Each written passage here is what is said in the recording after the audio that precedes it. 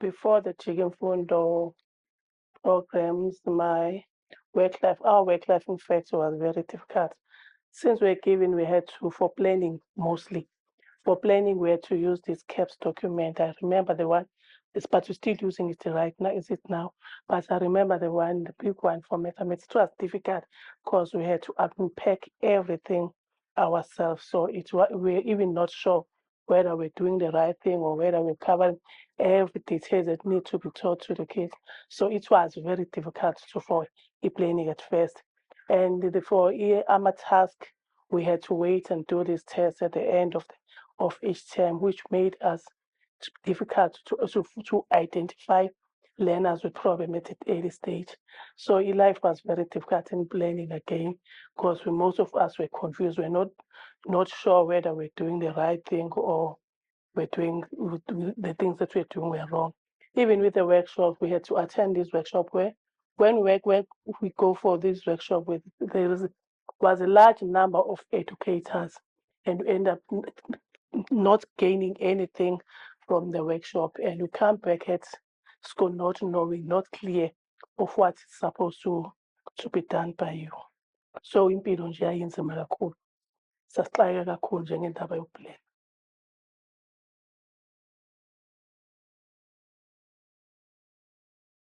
Okay. Ujika Imfundo was introduced to me by the workshops that were organized by the department. So we had to attend workshops that were conducted for SMTs and for teachers separately, and some other workshops were combined, the DH and the teachers, and we gained a lot. I remember one of our facilitators was Utemba Lihle, but unfortunately I can't remember her surname, but she was very good in explaining everything to us. Even after a workshop, our principal was so willing to even organize Uthembele to come to the school to do another workshop with us. And we also had to, if there's something we don't understand, we always talk to other neighboring school network with the neighboring schools. So nje uJike Mfundo ngamazi kanjalo ngokuthi kube nama-workshop engiwa-athendayo, nanokuthi uma sesibuya kuma-workshop makukhona esingaku-understand-i sixhumane nezinye iy'kole ey'seduze nathi sazi nanama-internal workshop-ke uthishomkhulu ayasi-organise-ele wona ukuthi siqhubeke nokugeyina olunye ulwazi oluningi okwakusisiza kakhulu futhi.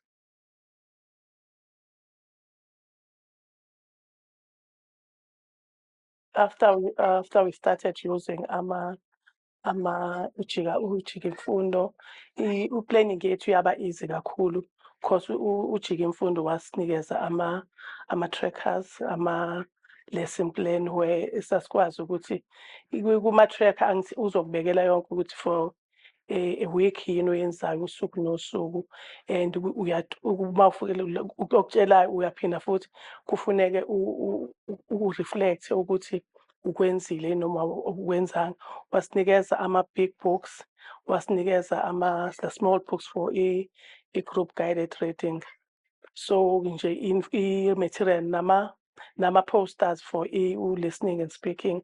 Kuma sekuza under management, uma ukumanager i-curriculum, wasinikeza ama-copies like ama-templates for how to manage i-curriculum. So we were given like monitoring schedules, we're given like exemplars of pre-moderation and post-moderation. We're given exemplars for one-on-one where you have to sit with the teacher and nibonisane ukuthi ikuphi enidinga ukuthi nikwenze. So nje ukuze nisheshe ni-identify ama-problems ukuze kuzokwazi ukuthi kusizakale abantwana. Ngicabanga ukuthi ngikumenshine konke esasekutholeni.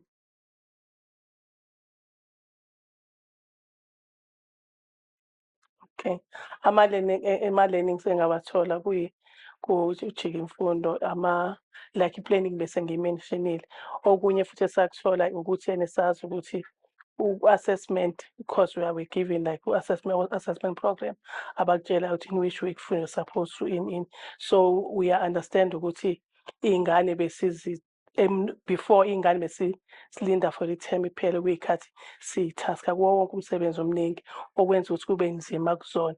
Kanti manje ujike imfundo wafika nale program eshoyo ukuthi mhlawumbe u-week 1 assessa this, u-week bani u-assesse kuphi. Then futhi-ke ekugcineni after angizoyenza-ke i-pre ne-post moderation, then after that futhi kuzophuma ama-analysis, then kufuneke nihlale phansi as a grade.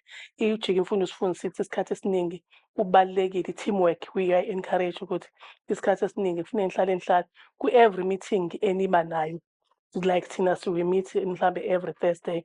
So kuleyo meeting i-topic ye-curriculum akufanele ukuthi ingabe ikhona ukuthi ni-check ukuthi nisendawonye yini, uku-check ukuthi konke kuhamba kahle. So wasifundisa ukuthi nama-activities, ama-task nawo futhi usaplayile ngawo. Kuphinde futhi angithi ngenkathi u-check-a wenza as u-DH, ngenkathi usuwenza i-post moderation usu-analyze ama-results, then uyahamba uhlale nothisha ubheke ukuthi imuphi uthisha olekhayo, mhlampe umbuze nokuhlala senenza u-one-on-one, seniyabonisana ukuthi ikuphi la inenkinga khona, bese uzama ukumlekelela ukuthi thina sesisizane ukuthi mhlampe makhona all-right siqale kube la internal before size siye ngaphandle. If sibone ukuthi asikwazi ukusizana, then uthisha omkhulu-ke uhlezi willing ukuthi asenzele i-development-ke, asibizele wangaphandle ozosilekelela.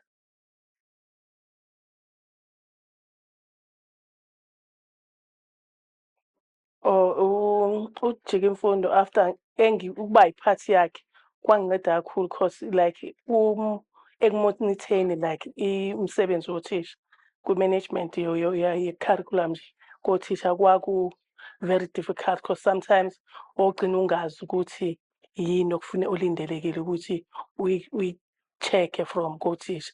Kwangisiza-ke ukuthi ujike imfundo anginikeze these tools ezizongisiza ukuthi how to help me to monitor lokhuzana teachers work, and then futhi after ba-check-a, not that I'm checking them ukuthola amaphutha, but I'm only doing that check-up to give them i-support where la idingeka khona. So wangisiza kakhulu ujike imfundo nanokuthi angifundise ukuthi nje i-assessment ibalulekile sazi ukuthi it's a continuous assessment, not that you only do the task at the end of the term.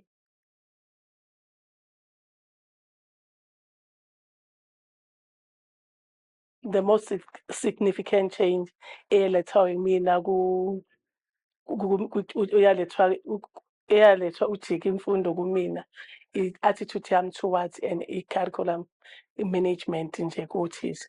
So yangisiza kakhulu ngalama-tools, yayenza kwaba easy. Before ngangikwenza just like ukuthi ngiya-comply, ngenze nje uku-check-a mhlampe like ufake i-signature, akho form uzogcwalisa cause ekugcineni you don't even know which form to fill, yabo nokwa-designer asikucabangi ukukwenza.